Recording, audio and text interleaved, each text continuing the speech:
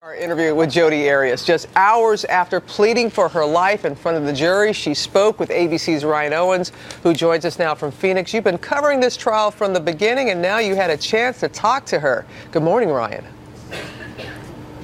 Good morning to you, Robin. You're right. We sat down with her for almost an hour last night. She was worried about her hair. She was worried about her makeup, and especially about her wardrobe. She did not want anyone to see those stripes that they make them wear in jail here. But the one thing she seemed to not be very worried about is the very real possibility she could be sentenced to death as soon as later today. To this day, I can hardly believe I was capable of such violence. Even though Jodi Arias repeatedly said she'd rather die than spend her life in prison, when it really counted, the convicted killer changed her tune. She claims to spare her family. I thought I'd rather die. But as I stand here now, I can't in good conscience ask you to sentence me to death because of them. Just hours after her final plea for mercy, we found out the 32-year-old wasn't done talking. She sat down with me for a 40-minute jailhouse interview Tuesday night. I started with that statement to the jury and the words she didn't say to Travis Alexander's family. Why didn't you apologize to them? I did apologize to them. You never said, "I'm sorry." I said that I'm sorry, that I'll never be able to make up for what I did, and that I can never replace their loss. But you didn't use the word "I'm sorry." Well, then I'm sorry I didn't say that, because certainly I am sorry. I think in a sense the words "I'm sorry" just seem meaningless, especially since nobody believes what I'm saying anyway. You said it right there, no one believes a word out of your mouth. Why do you keep talking? Well, because I know that I've lied before. That doesn't mean that I'm a liar by definition, by character. What do you think of this jury? It's pretty clear they don't think too much of you. I wonder what you think of them.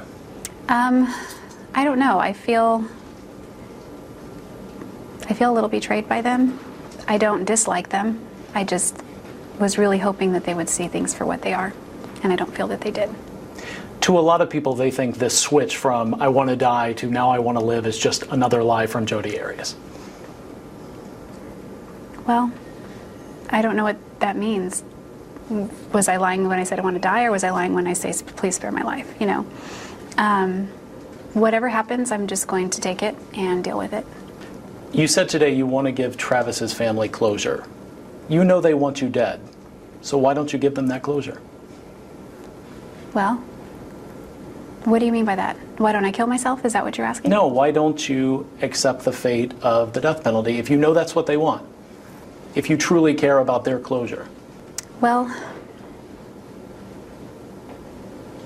I've caused them a lot of pain. I've caused my family a lot of pain.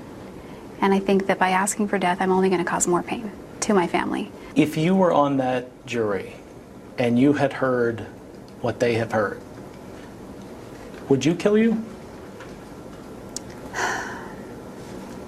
I don't believe in capital punishment, so the answer would be no. For now, Arias is sticking by that story the jury didn't buy, that she's an abused woman who killed in self-defense when Alexander lunged at her from his shower. So you really are never going to tell the truth about what went down in that bathroom? I don't know what you mean by that, because I've told the truth. Okay. I didn't know that you were a hater when you came to interview me. I'm not. And that was about as angry as Arias got. She stayed composed throughout, if not occasionally smug. A lot has been made about your appearance and your change in appearance. Was going from blonde bombshell to sort of the mousy church librarian look in court, was that a defense strategy? Was that your idea? What was that? No, they don't sell Clairol hair dye in jail. So this is my natural hair color. But there was more than just the hair color. The glasses, overall the demeanor was very different than the person that you were before this crime happened. What about that? Well, this is a court of law. It's not a place to go and act crazy, or I shouldn't use that term, but it's not a place to go and just let loose. It's a court of law. So you might ask why she gave an interview now, especially to someone she called a hater. Well, the fact is she may not have had much choice. If she is sentenced to death, they will move her to death row almost immediately. There are no lights, no cameras, no TV interviews, which may be the ultimate punishment for Jodi Arias.